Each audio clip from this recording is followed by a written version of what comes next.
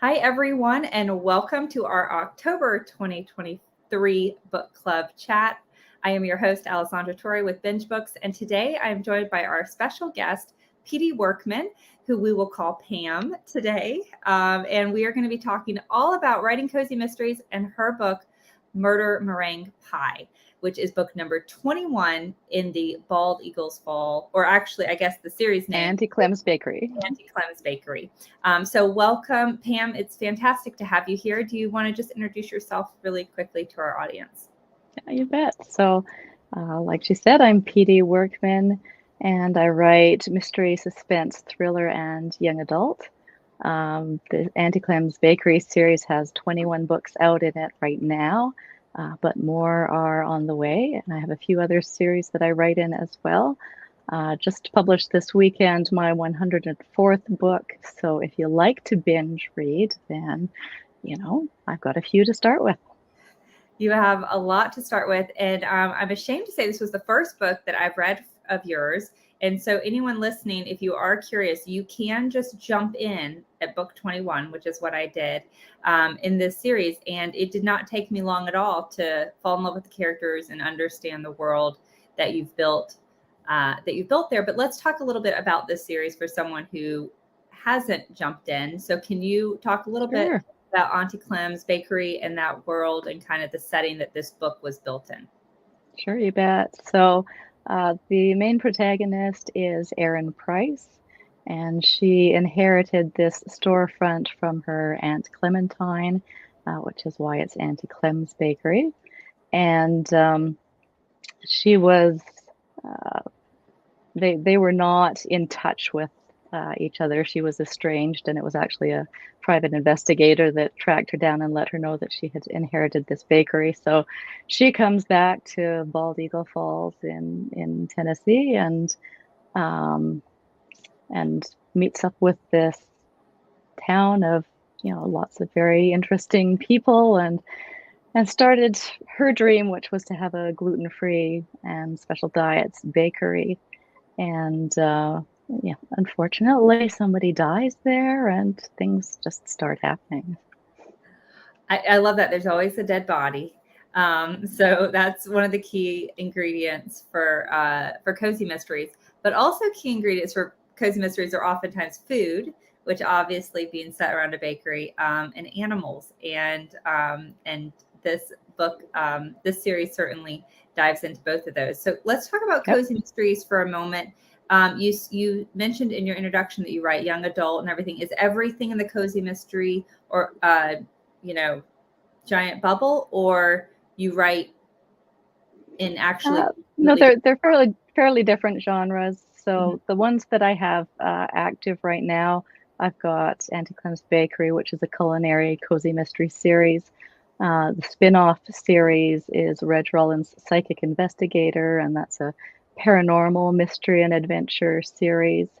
I've got Zachary Goldman Mysteries, which is a gritty private investigator series, and a spin-off from that one, which is Kenzie Kirsch Medical Thrillers, which is about a medical examiner and the medical mysteries and murders that she solves.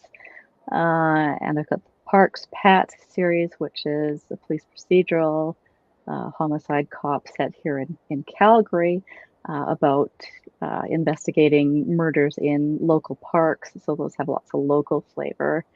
And then the young adult one that I have active right now is the Medical Kidnap series. So again, that one has lots of medical stuff in it, but is about rescuing these kids who have been apprehended for the wrong reasons. So it's quite a variety. And the other young adult series that I have right now, there's a good variety of like a family epic, and award winner is Tattooed Teardrops, got first fiction award in 2016, and is about a girl who's released on parole and finds that it's not quite as easy as expected, and terrible things happen, and you have to read to find out what happens in that. So they are quite different. They're all they're all crime. They all tend to be about marginalized populations, that kind of thing. But they are very different, and they're not all cozy. They are all clean. There's not a there's no F-bombs. There's no sex on the page.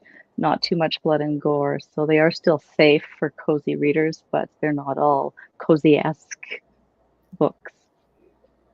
That makes perfect sense. We did have an early question in from one of our readers named Anne, who says, cozy mysteries are my catnip. I enjoy everything from historical cozies to para cozies, which I guess is paranormal cozies. Yep, yep. The different elements come together just right to make a wonderful story. My question is, what do you think a cozy mystery needs to have to make it enjoyable? Quirky characters, a pet, recipes? Please don't say a love triangle.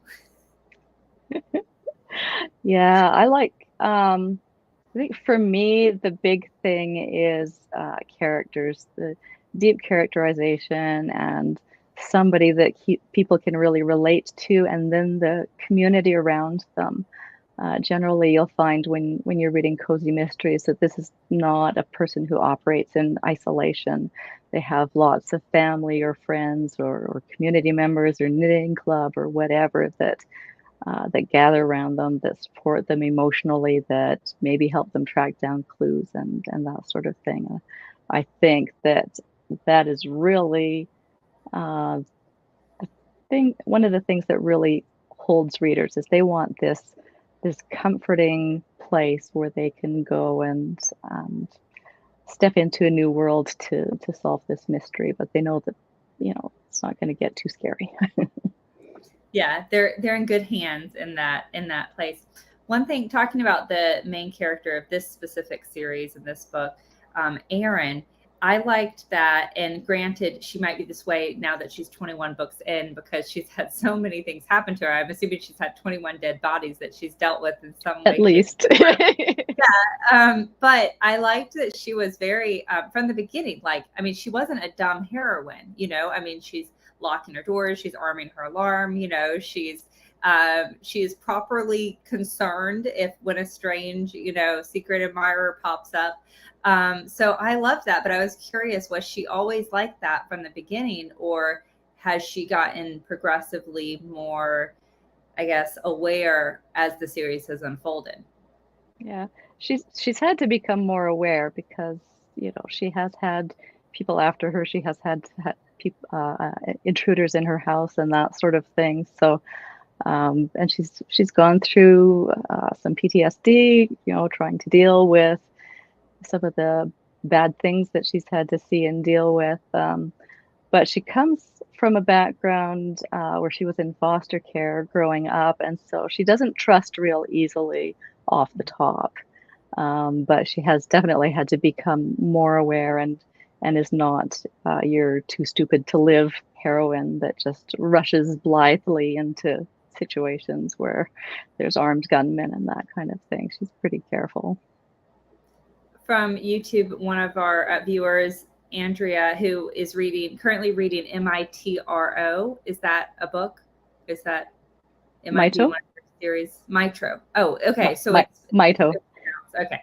Mitro. So she said, I like the way you introduce characters slowly. And I can see from a writer standpoint how that'd be hard to do because so much about the characters. But you have a long journey ahead with these books. Yeah. And Andrea's one of my best fans, so shout out to Andrea.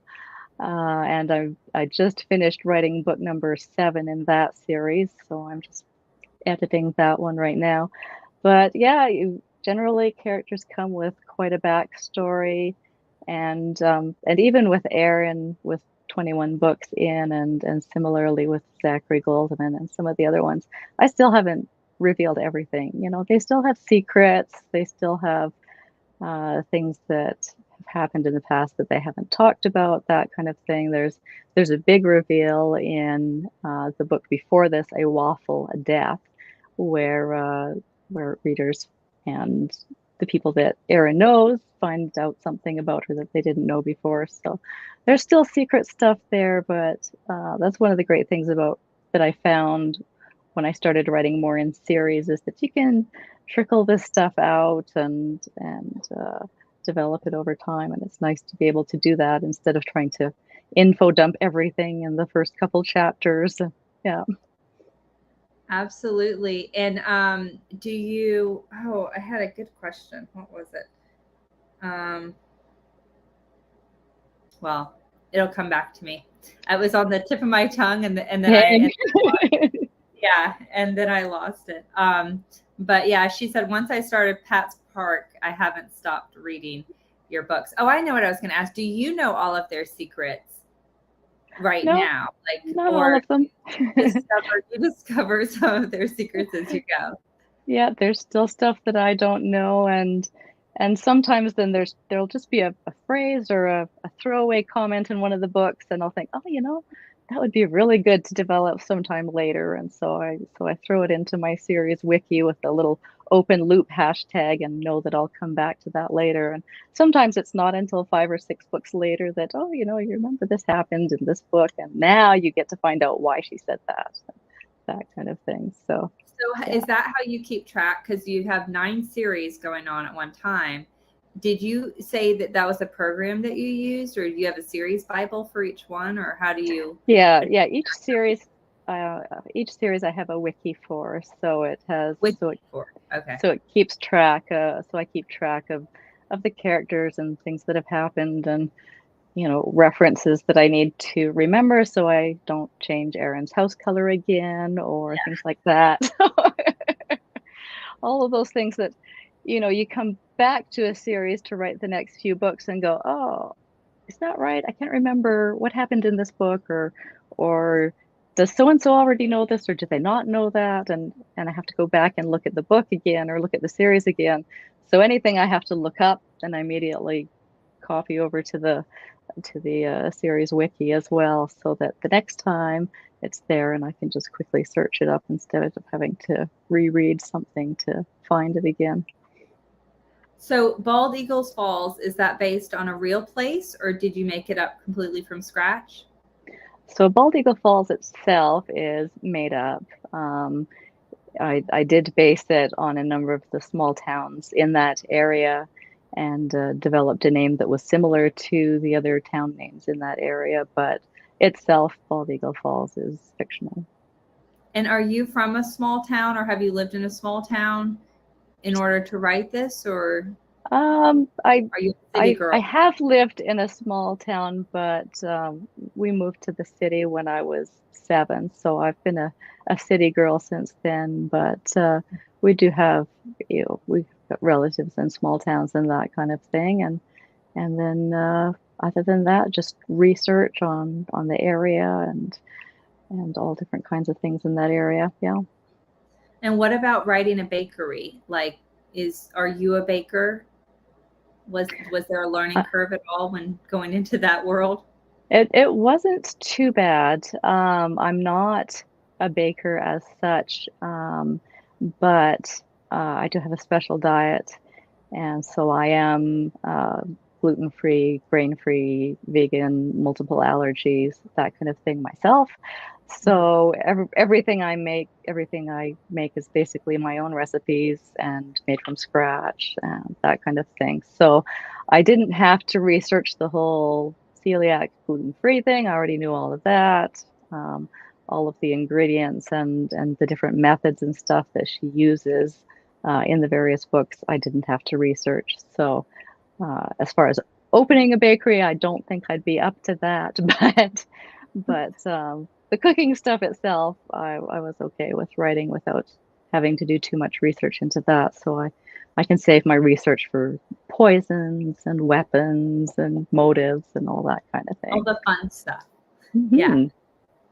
Yeah. Pam mentioned Too Stupid to Live. And for any readers watching this, that's one of those common kind of plot holes that we as writers can fall into, where we make our characters so dumb that, not intentionally, but they make such dumb decisions that the reader stops caring about whether or not they live and die. So that's Mm-hmm.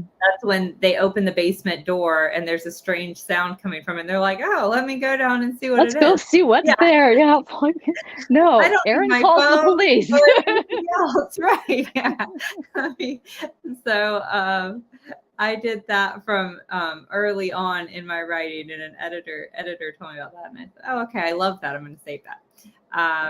So we have a lot of people. Hi from Vancouver. Someone on Facebook.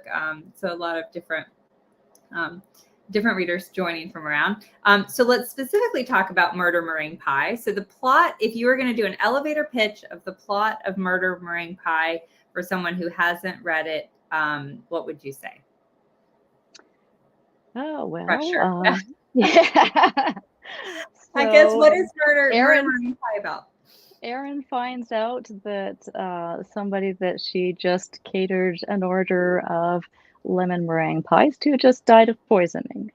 And so, of course, her immediate thought is everybody's going to think it's me. And but she's determined not to get involved in the investigation. She's just going to let the police take care of it. But things happen, and she does get dragged into it.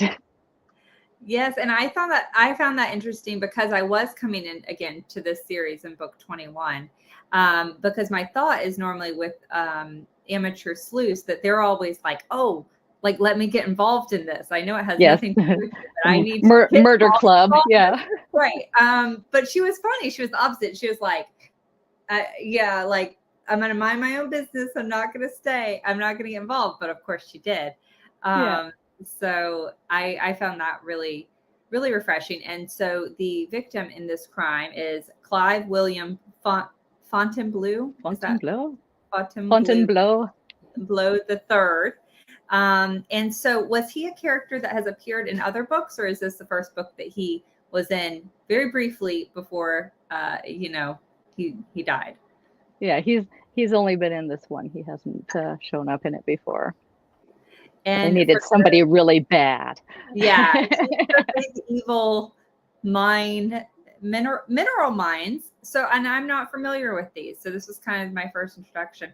Can you talk a little bit? Has the mine always been kind of a side character in terms of when you built this town, the mine was always there, people work at the mine, or is the mine also kind of newly introduced in this book? Yeah, mining is one of the major industries in Tennessee and in the mountains where she lives. And her friend's boyfriend Willie is a miner as well, just an independent guy. And so mines and cave exploring and that kind of thing have featured in the series before, and Erin's kind of terrified of tunnels.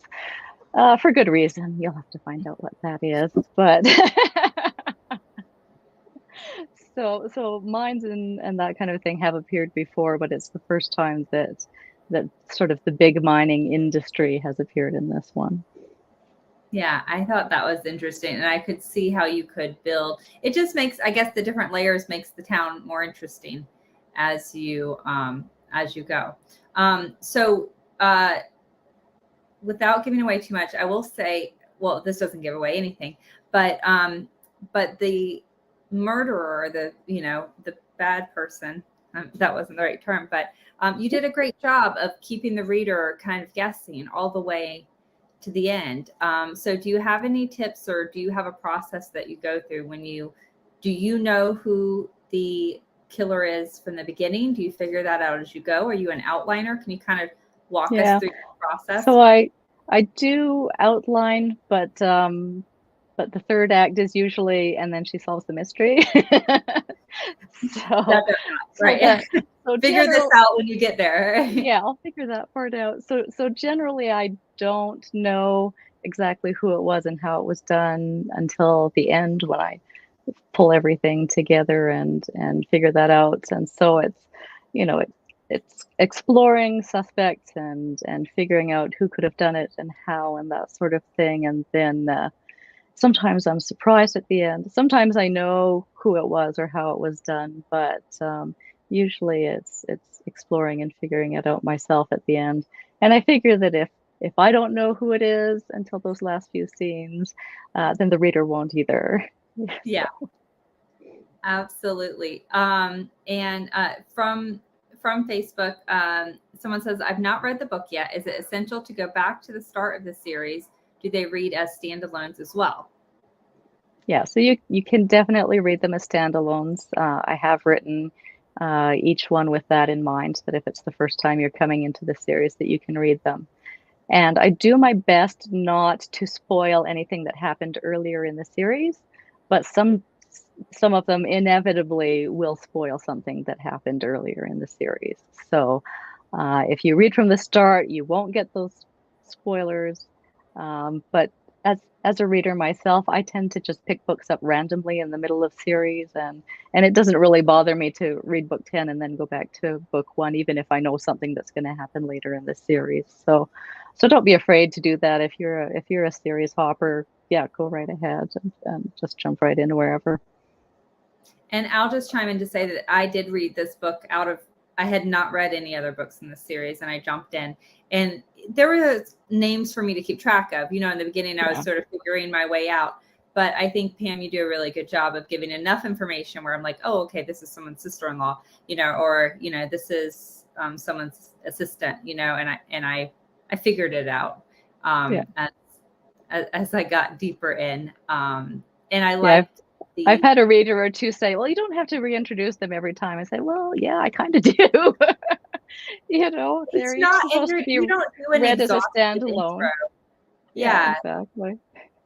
Absolutely. Yeah. One from Andrea from YouTube says, but it is better to read the series in order. And I would think that, of course, is the ideal, is so you do uncover everything as it comes. If you had to pick your favorite book in this series so far, do you have one that really you loved the most in terms of the plot? Okay. I know. I have to think about. Well, I think maybe Muffins, Masks, Murder, which is actually a really good one to read at this time of year because it's a Halloween one. Mm-hmm. And yeah, I think that one's got a bit of a twist in it because it's actually Aaron's boyfriend, the policeman, who is under suspicion in that one. So is it Muffins, Muffins, Masks, Murder? Masks. Oh, it's a list. Muffins, Masks, Murder. Yeah. Okay. That's a mouthful. Talking about, and there's so many things to discuss because there's one is the titles, and so is it easy to find a title, or do you have to try to find a title that isn't already taken? Do you normally do puns? Do you do, how do your titles come about?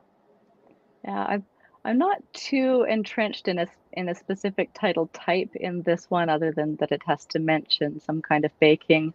The first 3 are gluten-free murder, dairy-free death, and allergen-free assignation. And I said I'm not going to keep following that same thing all the way through. Yes. That's just enough.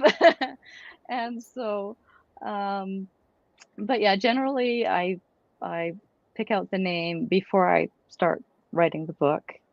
And I do a bunch of brainstorming on different words and thoughts and foods and so on that I think I might include in the book, and write them out different ways. And then I do go to Goodreads and see which ones are taken. So I do try to pick something that is unique. It helps with readers' discovery. If you've mentioned a book and somebody goes to Amazon and searches your book name, it should be the book that comes up. Yeah. And if there's 10 books by that name, then yours may end up on the bottom or on the second page or that kind of thing. So for discoverability, I do try to make them unique.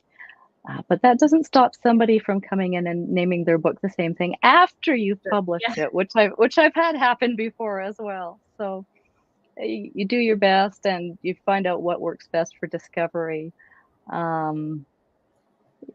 With some of them, the medical kidnap series, they're very short one-word titles, and it's terrible for discovery. If I had to go back and do it over again, they would have some other kind of title, because when you search those ones, they just don't come up easily.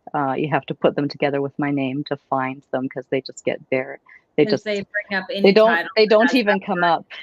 Yeah.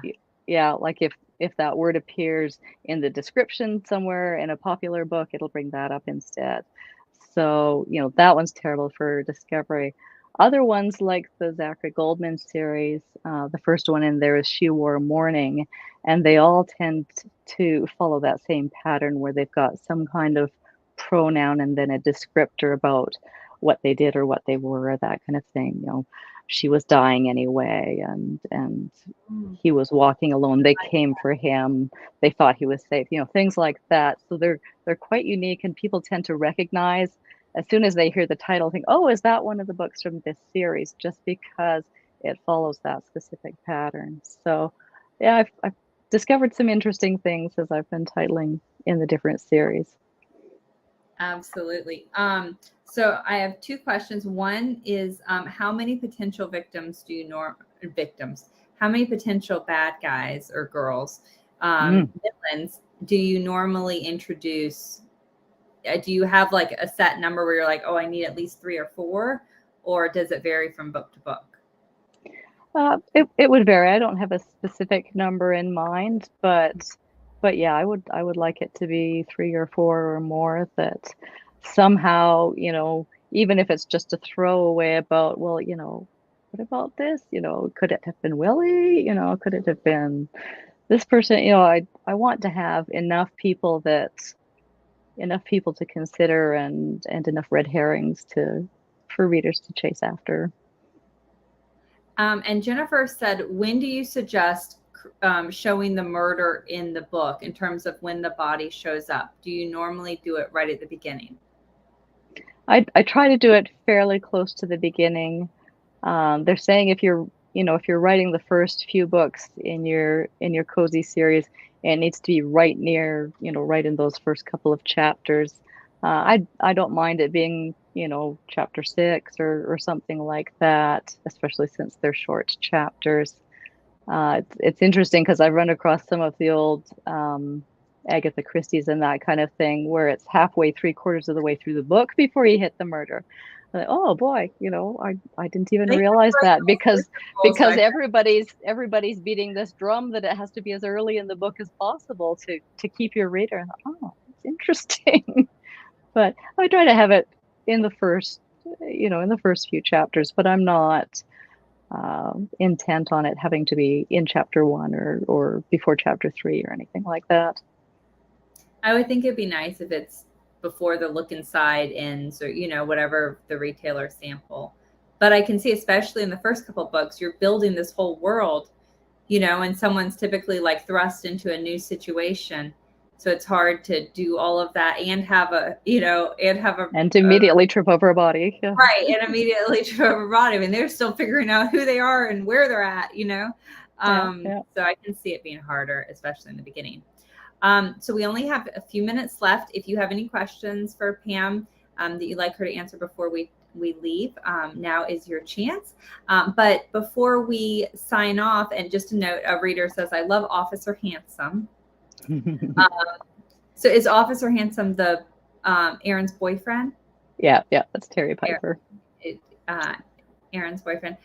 So before we leave, can you tell us now you have 100+ books, but you've only been writing for 10 years. Is that correct? Or you've only been publishing 10 years? I've only been publishing for 10 years. Yeah. Can you tell us kind of how you became an author and what happened to create kind of that first book and then have you stick with it?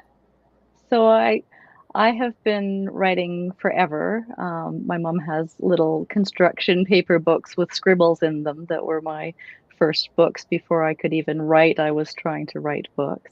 So I wrote my first novel when I was 12, and so from then on, I didn't stop writing books, but I was only writing for myself, for my own entertainment. And if I got bored with a book, I would just kill everybody off and start a new book.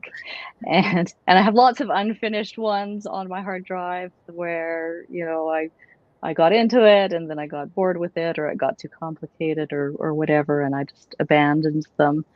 Um, and then I wrote a few, and I always said, I'm never going to publish, after I die, my estate can decide if they want to publish my books or not. But then I got to the point where I had a couple that I was working on where I thought, I would like to share this. I think this would be good for a bigger audience, and I could get excited about sharing this. And around that same time, then my boss let me know that he was planning to retire in 5 years. And so, okay, so I need to, do I want to keep doing what I'm doing and just, work for a different lawyer? Do I want to retrain in another profession so that I'm ready and educated to do something else when he retires? What do I want to do? And I thought, well, if I'm looking at publishing, then maybe I could see how this works and whether this could be part of my income or my full income or something 5 years from now. And so I made a plan. I decided I'll publish 6 per year. 3 of them will be new ones and 3 of them will be from my back catalog, and because I know I can do that. And I found that the stuff that I had been writing for the past 30 years was not good commercial fiction. It was not publishable. I would have to do a full rewrite at least twice before it was really publishable for a commercial audience, and that took longer and more effort than actually writing a fresh book. And so I continued on, and I went from publishing 6 a year to 8 a year to 10 a year. I'm sitting steady at 14 per year right now. And so I write a book a month, except for the month that I'm writing in my Parks Pat Mystery series, which is novella length, and then I write 3, so that ends up being 14 per year, and then maybe some short stories. Or how long are your normal length books? 80,000 to 100,000 words usually. My longest ones are in one of my young adult series, and they're up to 150,000 words. So those are fairly lengthy books. The one that I just finished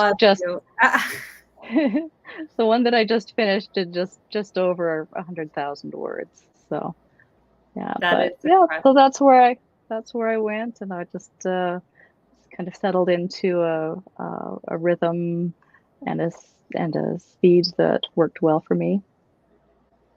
Well, that's so impressive, and congratulations on your 100th, passing your 100th. You're already at 103 or 104, I guess. 104, yeah. 104. So huge congrats. And to everyone listening, we do have some prizes to give away, so I'll do that before we sign off. But for everyone listening, the book that we were discussing today was Murder Meringue Pie. Murder Meringue Pie. Murder Meringue Pie. There we go. And can you also show, while I announce the winners, we have 3 winners, and each one will get a book, either Wedding Cake Crush, A Waffle Death, or Murder Meringue Pie. And huge congrats to Kathy LG, also R, and also Beverly R. So huge congrats to those 3 winners. A member of our team will reach out to you all via email and arrange the prizes. Thank you so much, Pamela, for donating these prizes. And we make sure, as well as getting an address, that you get a phone number, because even my postal system requires me to get a phone number to ship them out. So absolutely, I need address and phone number to get these to you.